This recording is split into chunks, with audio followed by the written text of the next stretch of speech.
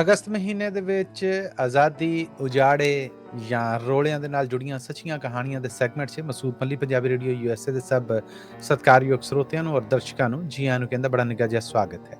ਸਾਡੀ ਅੱਜ ਦੀ ਕਹਾਣੀ ਜਿਹਦਾ ਸਰਨਾਮਾ ਹੈ ਉਜਾੜੇ, ਇਹਦੇ ਲਿਖਤੀ ਨੇ ਜਾਂ ਕਲਮਕਾਰ ਨੇ ਜਸਵੰਤ ਸਿੰਘ ਵਿਰਦੀ ਹੋਣੇ, ਜਿਨ੍ਹਾਂ ਨੇ ਇੱਕ ਸੱਚੀ ਕਹਾਣੀ ਨੂੰ ਉਲੀਕਿਆ ਹੈ। ਇਹ ਕਹਾਣੀ ਘੁੰਮਦੀ ਹੈ 47 ਦੇ ਉਜਾੜਿਆਂ ਦੇ ਉਹਨਾਂ ਦਿਨਾਂ 'ਚ ਜਦੋਂ ਆਜ਼ਾਦੀ ਦੇ ਨਾਂ ਦੇ ਉੱਤੇ, ਬਟਵਾਰੇ ਦੇ ਨਾਂ ਦੇ ਉੱਤੇ, ਵੰਡਾਂ ਦੇ ਨਾਂ ਦੇ ਉੱਤੇ ਲੋਕਾਂ ਨੇ ਆਪਣੇ ਘਰ-ਬਾਰ ਛੱਡ ਕੇ ਲਹਿੰਦੇ ਤੋਂ ਚੜ੍ਹਦੇ ਪਾਸੇ ਔਰ ਚੜ੍ਹਦੇ ਤੋਂ ਲਹਿੰਦੇ ਪਾਸੇ ਹਿਜਰਤਾਂ ਸ਼ੁਰੂ ਕਰ ਦਿੱਤੀਆਂ। ਅਜਿਹਾ ਇੱਕ ਪਿੰਡ ਜਿਹੜਾ ਕਿ ਅੱਜ ਚੜ੍ਹਦੇ ਪੰਜਾਬ 'ਚ ਹੈ, ਉਹਦੇ ਨਾਲ ਜੁੜੀ ਇਹ ਕਹਾਣੀ। ਲਾਖਾ ਸਿੰਘ ਔਰ ਉਹਦੇ ਯਾਰ ਬੇਲੀ ਪਿੰਡਾਂ ਦੇ ਵਿੱਚ ਖੇਡਣ ਡੇ ਸਨ ਔਰ ਨਾਲ ਗੱਲਾਂ ਕਰਨ ਡੇ ਸਨ ਕਿ ਨਾਲ ਦੇ ਪਿੰਡ ਦੇ ਵਿੱਚ ਇਦਾਂ ਲੁੱਟਮਾਰ ਹੋਈ ਔਰ ਇਦਾਂ ਹਮਲਾ ਹੋਇਆ ਔਰ ਇਸ ਹਮਲੇ ਤੋਂ ਬਾਅਦ ਇਹ ਕੁਛ ਹੋਇਆ। ਉਹਨਾਂ ਦੇ ਬਾਲ ਅੰਦਰ ਸੁੱਤੇ ਸਨ ਜਦੋਂ ਹਮਲਾ ਆਵਰਾਂ ਨੇ ਕਮਰੇ ਦੇ ਉੱਤੇ ਤੇਲ ਪਾ ਕੇ ਅੱਗ ਲਾ ਦਿੱਤੀ। ਵਿੱਚੋਂ ਇੱਕ ਬੋਲਿਆ ਕਿ ਬੱਚਿਆਂ ਦਾ ਕੀ ਕਸੂਰ ਸੀਗਾ, ਬਾਲਾਂ ਨੇ ਕਿਸੇ ਦਾ ਕੀ ਵਿਗਾੜਿਆ ਸੀ। ਨਿਆਣੇ ਸਨ। ਇੱਕ ਬੋਲਿਆ ਵਿਗਾੜਿਆ ਤੇ ਵੱਡਿਆਂ ਨੇ ਵੀ ਸੁਣਿਆ ਕੁਛ ਨਹੀਂ ਸੀ। ਤੇ ਜਦੋਂ ਉਹਨਾਂ ਨੇ ਇਹ ਹਮਲਾ ਕੀਤਾ ਤੇ ਕੀ ਪੂਰਾ ਪਿੰਡ ਬੇਵੱਸ ਹੋ ਕੇ ਵੇਖਦਾ ਰਿਹਾ? ਹਾਂ, ਸਾਰਿਆਂ ਨੇ ਗਾਂਹ ਹੋ ਕੇ ਕੋਸ਼ਿਸ਼ ਕੀਤੀ, ਪਰ ਉਹ ਏਡੇ ਮੁਸੱਲਾ ਹੋ ਕੇ ਆਏ ਸੀਗੇ ਕਿ ਸੁਣਿਆ ਉਹਨਾਂ ਨੇ ਬਹੁਤ ਲੁੱਟ-ਮਾਰ ਵੀ ਕੀਤੀ ਔਰ ਜਿਹੜਾ ਸਾਹਮਣੇ ਆਇਆ ਉਹਨੂੰ ਉਹਨਾਂ ਨੇ ਮਾਰ ਵੀ ਦਿੱਤਾ, ਕੱਪ ਵੀ ਦਿੱਤਾ ਔਰ ਬਰਛੀਆਂ ਦੇ ਨਾਲ ਛੰਨੀ ਵੀ ਕਰ ਦਿੱਤਾ। ਇਹ ਗੱਲਾਂ ਹੋਣ ਡਈਆਂ ਸੀਗੀਆਂ ਕਿ ਪਰਾਂ ਦੂਰ ਪਿੰਡ ਦੇ ਵਿੱਚੋਂ ਕੁਝ ਲੋਕ ਨੇ ਜਿਹੜੇ ਉਹ ਦੌੜੇ ਆਉਂਦੇ ਮਹਿਸੂਸ ਹੋਏ। ਫਿਰ ਉਸ ਤੋਂ ਬਾਅਦ ਪਿੰਡ 'ਚੋਂ ਧੂੰ ਉੱਠਦਾ ਵੀ ਨਜ਼ਰ ਆਇਆ। ਪਿੰਡਾਂ ਦੇ ਵਿੱਚ ਖੇਡਦੇ ਇਹਨਾਂ ਬਾਲਾਂ ਨੇ ਖੇਡ ਛੱਡ ਦਿੱਤੀ ਔਰ ਵੇਖਣਾ ਸ਼ੁਰੂ ਕੀਤਾ ਕਿ ਰੌਲਾ ਹੈ ਕੀ। ਇਹਨਾਂ ਨੇ ਜਦੋਂ ਗੌਰ ਕੀਤਾ ਤੇ ਇਹ ਸਿਰਫ ਬੰਦੇ ਨਹੀਂ, ਨਾਲ ਇੱਕ ਬੀਬੀ ਹੈ ਜਿਹੜੀ ਉਹ ਵੀ ਨੱਸੀ ਆ ਰਹੀ। ਬੀਬੀ ਨੇ ਕੁਛ ਕੁੱਛੜ ਚੁੱਕਿਆ ਬੱਚਾ ਜਾਪਦਾ ਸੀਗਾ। ਇਹਨਾਂ ਦੀਆਂ ਨਜ਼ਰਾਂ ਦੇ ਸਾਹਮਣੇ ਉਹ ਭੱਜਦੇ ਡਿੱਗੇ। ਉਸ ਤੋਂ ਬਾਅਦ ਉਹਨਾਂ ਦੇ ਮਗਰ ਘੋੜੀ ਤੇ ਵੀ ਔਰ ਵੈਸੇ ਵੀ ਬਰਛੀਆਂ ਚੁੱਕੇ ਜਿਹੜੇ ਲੋਕ ਲੱਗੇ ਸਨ, ਉਹਨਾਂ ਨੇ ਇਸ ਮੀਆਂ ਬੀਬੀ ਨੂੰ ਵੀ ਕੱਪ ਦਿੱਤਾ ਔਰ ਉਸ ਤੋਂ ਬਾਅਦ ਇਹ ਨੇਜ਼ਾ ਹੈ ਜਿਹੜਾ ਇਹ ਸ਼ਾਇਦ ਥੱਲੇ ਡਿੱਗੇ ਬੱਚੇ ਦੇ ਆਰ-ਪਾਰ ਕਰ ਦਿੱਤਾ। ਇਸ ਤੋਂ ਬਾਅਦ ਇਹ ਉਰਾਂ ਨੂੰ ਆਉਂਦੇ ਸਨ ਕਿ ਇੱਕ ਹੋਰ ਪਾਸੇ ਉਹ ਰੌਲਾ ਜਿਹੜਾ ਉਹ ਉੱਠਾ। ਪਿੰਡ 'ਚੋਂ ਉੱਠਦਾ ਉਹ ਧੂੰਆਂ ਜਿਹੜਾ ਉਹ ਹੁਣ ਗਹਿਰਾ ਹੁੰਦਾ ਜਾ ਰਿਹਾ ਸੀ, ਜਿੱਦਾਂ ਤੋਂ ਸਾਫ਼ ਪਤਾ ਲੱਗ ਰਿਹਾ ਸੀਗਾ ਕਿ ਕਿਸੇ ਦੇ ਘਰ ਨੂੰ ਅੱਗ ਲਾ ਦਿੱਤੀ ਗਈ ਹੈ। ਬੱਚੇ ਘਬਰਾ ਕੇ ਇੱਕ ਦਰਖਤ ਦੇ ਓਲੇ ਹੋ ਕੇ ਇਹ ਸਾਰੇ ਮੰਜ਼ਰ ਨੇ ਜਿਹੜੇ ਉਹ ਵੇਖਦੇ ਰਹੇ ਕਿ ਹੁਣ ਕੀ ਡਿਆ ਹੈ। ਇੰਨਾ ਚਿਰ ਇਸ ਦਰਖਤ ਦੇ ਰੁੱਖ ਵਾਲੇ ਪਾਸੇ ਕੋਈ 4 ਜਵਾਨ ਨੇ ਜਿਹੜੇ ਉਹ ਆ ਗਏ, ਜਿਨ੍ਹਾਂ ਕੋਲ ਇੱਕ ਤਜੋਰੀ ਸੀਗੀ। ਉਹ ਉਹਨਾਂ ਤੋਂ ਹਟਵੇਂ ਥੋੜੇ ਹੀ ਖੇਤ ਦੇ ਵਿੱਚ ਆਪਸ 'ਚ ਲੜਨ ਡੈ ਪਏ। ਜਾਪਦਾ ਤਾਂ ਇਦਾਂ ਹੀ ਸੀਗਾ ਕਿ ਲਾਮ ਦੇ ਪਿੰਡਾਂ ਦੇ ਕੋਈ ਆਪਣੇ ਨਾਲ ਰਲਦੇ ਮਿਲਦੇ ਲੋਕ ਨੇ, ਕਿਤਿਓਂ ਬਾਹਰੋਂ ਨਹੀਂ ਆਏ। ਇਸ ਤਜੋਰੀ ਦੇ ਨਾਂ ਦੇ ਉੱਤੇ ਉਹਨਾਂ ਦਾ ਆਪਸ 'ਚ ਝਿੜਾ ਸ਼ੁਰੂ ਹੋ ਗਿਆ ਕਿ ਇਹ ਤੇ ਵਾਵਾ ਮਾਲ ਲੱਗਦਾ ਹੈ। ਦੂਜਾ ਕਹਿ ਰਿਹਾ ਸੀਗਾ ਮਾਲ ਹੈ ਤੇ ਜੰਦਰਾ ਲੱਗਾ ਹੈ ਨਾ। ਮੋਟਾ ਜੰਦਰਾ ਜਿਹੜਾ ਉਹਨੂੰ ਤੋੜਨ ਦੀਆਂ ਤਦਬੀਰਾਂ ਕਰਨ ਡੇ ਸਨ। ਤੀਸਰਾ ਬੋਲਿਆ ਕਿ ਉਹ ਦਵਾ-ਦਵ ਤੋੜੋ ਔਰ ਨਿਕਲਦੇ ਹੋਈਏ। ਚੌਥਾ ਕਹਿਣ ਲੱਗਾ ਹਾਂ, ਤੋੜੀਏ ਕਿੱਦਾਂ? ਹਜੇ ਇਹੋ ਹੀ ਸਲਾਹਾਂ ਚੱਲ ਰਹੀਆਂ ਸਨ ਕਿ ਇਹ ਹਮਲਾ ਆਵਰ ਜਿਨ੍ਹਾਂ ਨੇ ਹੁਣੇ ਇਹਨਾਂ ਬੱਚਿਆਂ ਦੇ ਸਾਹਮਣੇ ਸ਼ਾਇਦ ਇੱਕ ਮੀਆਂ ਬੀਵੀ ਔਰ ਉਹਨਾਂ ਦਾ ਬੱਚਾ ਜਿਹੜਾ ਉਹਨਾਂ ਨੂੰ ਕਤਲ ਕੀਤਾ ਸੀਗਾ ਔਰ ਇਹ ਸਹਿਮ ਕੇ ਇੱਕ ਦਰਖਤ ਦੇ ਪਿੱਛੇ ਹੋਏ ਸਨ। ਦੂਸਰਾ ਤਜੋਰੀ ਵਾਲਾ ਮੰਜ਼ਰ ਵੇਖਣ ਡੈ ਪਏ ਕਿ ਉਹ ਲੋਕ ਜਿਨ੍ਹਾਂ ਨੇ ਹਮਲਾ ਕੀਤਾ ਸੀਗਾ ਉਹ ਉੱਥੇ ਪਹੁੰਚ ਗਏ।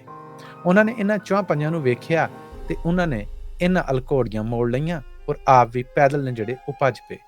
ਆ ਕੇ ਵੇਖਿਆ ਤੇ ਇਹਨਾਂ ਨਾਲ ਭਿੜਨ ਤੋਂ ਪਹਿਲਾਂ ਹੀ ਇਹ ਪਰਾਂ ਹੋ ਗਏ। ਓਏ ਤਜੋਰੀ, ਜੰਦਰਾ ਬੰਦ, ਵਾਵਾ ਮਾਲ ਲੱਗਦਾ ਹੈ। ਮੂੰਹ ਲਪੇਟੇ ਇਹ ਲੋਕ ਜਿਹੜੇ ਹੁਣ ਤੋਂ ਥੋੜਾ ਚਿਰ ਪਹਿਲਾਂ ਇਹਨਾਂ ਨਿਆਣਿਆਂ ਨੇ ਬਤੌਰ ਕਾਤਲ ਵੇਖ ਲਏ ਸਨ, ਇਹਨਾਂ ਨੂੰ ਵੇਖ ਕੇ ਸਹਿਮ ਕੇ ਹੋਰ ਲੋਕ ਗਏ, ਪਰ ਨਜ਼ਰਾਂ ਇਧਰ ਹੀ ਗੱਡੀ ਰੱਖੀਆਂ। ਉਹਨਾਂ ਨੇ ਗਾਂਹ ਹੋ ਕੇ ਆਖਿਆ ਕਿ ਕੌਣ ਹੋ ਤੁਸੀਂ? ਉਹਨਾਂ ਆਖਿਆ ਕਿ ਅਸੀਂ ਫਲਾਂ ਥਾਂ ਦੇ ਵਸਨੀਕ ਹਾਂ। ਉਹਨਾਂ ਆਖਿਆ ਤਜੋਰੀ? ਉਹਨਾਂ ਆਖਿਆ ਜੀ ਫਲਾਂ ਪਿੰਡ ਦੇ ਵਿੱਚ ਲੁੱਟਮਾਰ ਸ਼ੁਰੂ ਹੋਈ, ਉੱਥੇ ਅੱਗ ਲੱਗੀ ਤੇ ਅਸੀਂ ਇਹ ਤਜੋਰੀ ਉੱਥੋਂ ਲਈ। ਉਹਨਾਂ ਆਖਿਆ ਤਜੋਰੀ ਸਾਡੇ ਹਵਾਲੇ ਕਰ ਦਿਓ। ਉਹਨਾਂ ਨੇ ਅੱਗੋਂ ਥੋੜਾ ਜਿਹਾ ਇਨਕਾਰ ਕੀਤਾ ਔਰ ਆਖਿਆ ਕਿ ਇਦਾਂ ਕਿੱਦਾਂ, ਇਹ ਸਾਡਾ ਲੁੱਟਿਆ ਮਾਲ ਹੈ। ਦੋਹਾਂ ਦੇ ਵਿੱਚ ਭਿੜ ਹੋਣ ਲੱਗੀ ਤੇ ਇਹ ਤਜੋਰੀ ਲੁੱਟ ਕੇ ਆਏ ਨੇ ਜਿਹੜੇ, ਇਹਨਾਂ ਨੇ ਉੱਥੋਂ ਜਾਣ ਦੇ ਵਿੱਚ ਹੀ ਆਫੀਅਤ ਮਹਿਸੂਸ ਕੀਤੀ। ਹੁਣ ਕਾਤਲ ਜਾਂ ਇਹ ਹਮਲਾਵਰ ਜਿਹੜੇ ਤਗੜੇ ਹੋ ਕੇ ਆਏ ਸਨ ਤਜੋਰੀ ਦਿਵਾਲੇ ਹੋਏ। ਤਜੋਰੀ ਏਡੀ ਭਾਰੀ ਸੀਗੀ ਕਿ ਉਹਨੂੰ ਘੋੜੀ ਤੇ ਰੱਖ ਕੇ ਲਿਜਾਇਆ ਨਹੀਂ ਸੀ ਜਾ ਸਕਦਾ। ਫਿਰ ਇਹਨੂੰ ਤੋੜਨ ਦੀਆਂ ਤਦਬੀਰਾਂ ਜਿਹੜੀਆਂ ਉਹ ਸ਼ੁਰੂ ਹੋਈਆਂ। ਇਹ ਤਦਬੀਰਾਂ ਹਜੇ ਚੱਲਣ ਹੀ ਰਹੀਆਂ ਸਨ ਔਰ ਉਹ ਇਹਨੂੰ ਤੋੜਨ ਵਾਸਤੇ ਲਾਗਿਓਂ ਕੋਈ ਸ਼ੈ ਲੱਭਣ ਡੇ ਸਨ ਕਿ ਪਰਲੇ ਪਾਸਿਓਂ ਇੱਕ ਪੂਰਾ ਹਜੂਮ ਨੱਸਦਾ ਹੋਇਆ ਆਇਆ। ਜਸਵੰਤ ਸਿੰਘ ਹੁਣੇ ਇਸ ਕਹਾਣੀ ਦੇ ਵਿੱਚ ਲਿਖਦੇ ਨੇ ਕਿ ਹਜੂਮ ਨੇੜੇ ਆ ਰਿਹਾ ਸੀਗਾ। ਹਮਲਾ ਆਵਰ ਨੇ ਜਿਹੜੇ ਉਹਨਾਂ ਨੂੰ ਮਹਿਸੂਸ ਹੋਇਆ ਕਿ ਜਿੱਦਾਂ ਇਹ ਉਹਨਾਂ ਲਾ ਰਹੇ ਨੇ। ਉਹਨਾਂ ਨੇ ਆਖਿਆ ਕਿ ਕਿਤੇ ਇਹ ਤੇ ਨਹੀਂ ਕਿ ਸਾਡੇ ਤੇ ਜਵਾਬੀ ਹਮਲਾ ਹੋ ਗਿਆ। ਲਾਗੇ ਤੇ ਪਿੰਡ ਵਾਲੇ ਆ ਗਏ। ਘਬਰਾ ਕੇ ਤਿਜੋਰੀ ਨੂੰ ਉੱਥੇ ਹੀ ਛੱਡਿਆ ਔਰ ਵਾਪਸ ਮੁੜਨ ਲੱਗੇ, ਕਿਉਂਕਿ ਇਹਨਾਂ ਨਾਲ ਮੁਕਾਬਲਾ ਕਰਨ ਜੋਗੇ ਹੈ ਨਹੀਂ ਸਨ। ਉਸੇ ਪਾਸੇ ਨੂੰ ਵਾਪਸ ਨੱਸੇ ਜਿੱਧਰ ਕਤਲ ਕਰਕੇ ਆਏ ਸਨ। ਉਸੇ ਪਿੰਡ ਨੂੰ ਵਾਪਸ ਗਏ ਜਿੱਥੋਂ ਅੱਗ ਦੀਆਂ ਲੰਬਾਂ ਨਿਕਲ ਰਹੀਆਂ ਸਨ ਔਰ ਧੂੰ ਪੂਰੇ ਮਾਹੌਲ 'ਚ ਖਿਲਰ ਕੇ ਦੱਸ ਰਿਹਾ ਸੀਗਾ ਕਿ ਉੱਥੇ ਕੋਈ ਵੱਡੇ ਉਜਾੜੇ ਪੈ ਗਏ ਨੇ। ਇਹ ਲੋਕ ਜਿਹੜੇ ਸੈਂਕੜਿਆਂ ਦੀ ਗਿਣਤੀ 'ਚ ਸਨ ਔਰ ਭੱਜੇ ਆ ਰਹੇ ਸਨ, ਪਤਾ ਲੱਗ ਰਿਹਾ ਸੀਗਾ ਕਿ ਇਹ ਕੋਈ ਆਪਣੇ ਘਰਾਂ ਤੋਂ ਨਹੀਂ ਭੱਜੇ, ਇਹਨਾਂ ਦੇ ਮਗਰ ਕੋਈ ਲੱਗਾ ਹੈ। ਜਦੋਂ ਇਹ ਨੇੜੇ ਆਏ ਤੇ ਦਰਖਤ ਦੇ ਪਿੱਛੇ ਲੁਕੇ ਲਾਖੇ ਔਰ ਉਹਦੇ ਬਾਕੀ ਯਾਰਾਂ ਨੇ ਹੈਰਾਨਗੀ ਦੇ ਨਾਲ ਵੇਖਿਆ ਕਿ ਲੱਗਦਾ ਤੇ ਇਹ ਸੀਗਾ ਕਿ ਇਹਨਾਂ ਹਮਲਾਵਰਾਂ ਨੂੰ ਮਾਰਨ ਆ ਰਹੇ, ਪਰ ਇਹ ਤੇ ਆਪ ਹੀ ਭੱਜੇ ਲੱਗਦੇ। ਜਿਉਂ-ਜਿਉਂ ਉਹ ਨੇੜੇ ਆ ਰਹੇ ਸਨ, ਉਹਨਾਂ ਦੀਆਂ ਗੱਲਾਂ ਤੋਂ ਅੰਦਾਜ਼ਾ ਹੋ ਰਿਹਾ ਸੀਗਾ ਕਿ ਉਹ ਪਿੰਡ ਜਿੱਥੇ ਲੁੱਟਮਾਰ ਇਹ ਲੋਕ ਕਰ ਰਹੇ ਸਨ, ਉੱਥੇ ਫੌਜ ਆ ਗਈ। ਆਂਦਿਆਂ ਹੀ ਫੌਜ ਨੇ ਗੋਲੀ ਚਲਾ ਦਿੱਤੀ ਹੈ ਔਰ ਇਹ ਆਪਣੀਆਂ ਜਾਨਾਂ ਬਚਾ ਕੇ ਹੁਣ ਐ ਨੂੰ ਨੱਸੇ ਨੇ। ਜਦੋਂ ਉਹ ਭੱਜੇ ਆਏ ਤੇ ਉਹਨਾਂ ਦੇ ਵਿੱਚੋਂ ਇੱਕ ਇਸ ਤਿਜੋਰੀ ਦੇ ਨਾਲ ਠੁੱਡਾ ਲੱਗ ਕੇ ਡਿੱਗ ਪਿਆ ਔਰ ਡਿੱਗਦੇ ਸਾਰ ਉਹਦੇ ਮੂੰਹ 'ਚੋਂ ਵੱਡੀ ਸਾਰੀ ਗਾਲ ਨਿਕਲੀ। ਪਰ ਜਿਵੇਂ ਉਹਨੇ ਤਿਜੋਰੀ ਵੱਲ ਵੇਖਿਆ, ਨਾਲ ਹੀ ਉਹ ਮੱਠਾ ਪੈ ਗਿਆ। ਓਏ ਤਿਜੋਰੀ, ਦੂਸਰਾ ਓਏ ਜੰਦਰਾ ਬੰਦ, ਤੀਸਰੇ ਨੇ ਆਖਿਆ ਚੁੱਕ ਲਈਏ। ਪਰ ਜਾਨ ਦਾ ਐਡਾ ਖਤਰਾ ਸੀਗਾ ਔਰ ਫੌਜ ਇੰਨੀ ਕੁ ਨੇੜੇ ਆ ਗਈ ਸੀਗੀ ਕਿ ਇਹਨਾਂ ਨੇ ਆਖਿਆ ਕਿ ਇਸ ਵੇਲੇ ਲੁੱਟ ਮਾਰ ਸਾਂਭਣ ਦਾ ਟਾਈਮ ਨਹੀਂ, ਸਿਰਫ ਆਪਣੀ ਜਾਨ ਬਚਾਉਣ ਦਾ ਟਾਈਮ, ਕਿਉਂਕਿ ਜਿਹਨੂੰ ਵੇਖਿਆ ਜਾਏਗਾ ਉਹਨੂੰ ਗੋਲੀ ਮਾਰ ਦਿੱਤੀ ਜਾਏਗੀ। ਲਾਖੇ ਹੁਣੇ ਜਿਹੜੇ ਸਹਿਮ ਕੇ ਲੁਕੇ ਸਨ, ਉਹਨਾਂ ਚੋਂ ਇੱਕ ਬੋਲਿਆ ਕਿ ਆਪਾਂ ਵੀ ਭੱਜੀਏ। ਇਹ ਆਪਾਂ ਕਿਉਂ ਭੱਜੀਏ? ਅਸੀਂ ਕੋਈ ਲੁੱਟਮਾਰ ਕੀਤੀ? ਇਹ ਫੌਜ ਨੂੰ ਕੀ ਪਤਾ ਕਿ ਅਸੀਂ ਲੁੱਟਮਾਰ ਕਰਨ ਵਾਲੇ ਆ ਜਾਂ ਸਹਿਮ ਕੇ ਲੁਕੇ ਆ ਜਾਂ ਆਪਣਾ ਆਪ ਬਚਾਉਣ ਵਾਲੇ ਆ। ਦੂਸਰਾ ਬੋਲਿਆ ਕਿ ਸਾਨੂੰ ਭੱਜਣਾ ਚਾਹੀਦਾ। ਲਾਖਾ ਫਿਰ ਬੋਲਿਆ ਅਸੀਂ ਕਿਉਂ ਭੱਜੀਏ? ਅਸੀਂ ਕਿਉਂ ਕਿਸੇ ਨੂੰ ਮਾਰਿਆ? ਫੌਜ ਨੇ ਜਦੋਂ ਆ ਕੇ ਗੋਲੀ ਚਲਾਉਣੀ ਹੈ ਤੇ ਉਹਨਾਂ ਨੇ ਸਵਾਲ ਥੋੜੀ ਕਰਨਾ ਹੈ। ਉਹਨਾਂ ਦੀਆਂ ਨਜ਼ਰਾਂ ਦੇ ਸਾਹਮਣੇ ਜਿਹੜਾ ਆ ਗਿਆ ਉਹਨਾਂ ਨੇ ਉਹਨੂੰ ਮਾਰ ਛੱਡਣਾ ਹੈ। ਤਿੰਨੇ ਭੱਜੇ ਬਾਲ ਨੇ ਜਿਹੜੇ ਉਹ ਗਾਂ ਰਿੜ ਪਏ ਔਰ ਉਸ ਤੋਂ ਬਾਅਦ ਘਬਰਾਹਟ ਦੇ ਵਿੱਚ ਨਾਲ ਨੱਸੇ ਰਹੇ। ਨੱਸਦਿਆਂ ਅੱਗੇ ਜਾ ਰਹੇ ਸਨ ਕਿ ਉਸ ਖੇਤ ਵੱਲ ਨੂੰ ਹੋਏ ਜਿੱਥੇ ਥੋੜਾ ਚਿਰ ਪਹਿਲਾਂ ਹਮਲਾ ਆਵਰਾਂ ਨੇ ਮੀਆਂ ਬੀਵੀ ਨੂੰ ਕਤਲ ਕੀਤਾ ਸੀ। ਫਿਰ ਨਾ ਚਾਹੁੰਦਿਆਂ ਹੋਇਆਂ ਵੀ ਉਹ ਪੈਲੀ ਦੇ ਉਸ ਪਾਸੇ ਹੋ ਗਏ ਜਿੱਥੇ ਨੇਜ਼ਾ ਹਜੇ ਵੀ ਜ਼ਮੀਨ 'ਚ ਗੱਡਿਆ ਹੋਇਆ ਸੀ।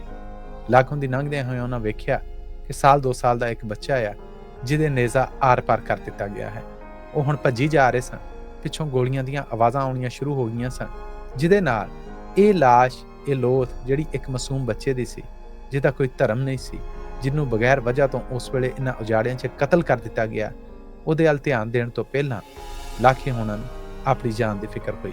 ਹੁਣ ਫਿਕਰ ਸੀ ਤੇ ਸਿਰਫ ਇਹ ਕਿ ਕਿਸੇ ਤਰ੍ਹਾਂ ਪਿੰਡ ਆਪਣੇ ਘਰ ਅੱਪੜ ਜਾਈਏ। ਕਿੰਨੇ ਲੋਕ ਸਨ ਜਿਨ੍ਹਾਂ ਨੇ ਆਪਣੇ ਘਰ-ਬਾਰ ਛੱਡੇ, ਮਹਾਜਰ ਕੈਂਪਾਂ ਤੱਕ ਵੀ ਨਾ ਪਹੁੰਚੇ ਔਰ ਰਾਹ 'ਚ ਆਪਣਾ ਆਪ ਗਵਾ ਬੈਠੇ।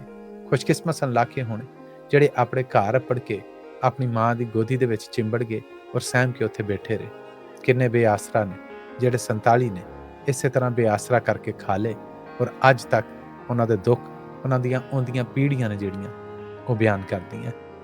ਅੱਜ ਦੀ ਇਹ ਕਹਾਣੀ ਜਿਹਦਾ ਸਰਨਾਮਾ ਸੀ ਉਜਾੜੇ, ਇਹਦੇ ਲਿਖਤੀ ਸਨ ਜਸਵੰਤ ਸਿੰਘ ਵਿਰਦੀ ਹੋਣੇ।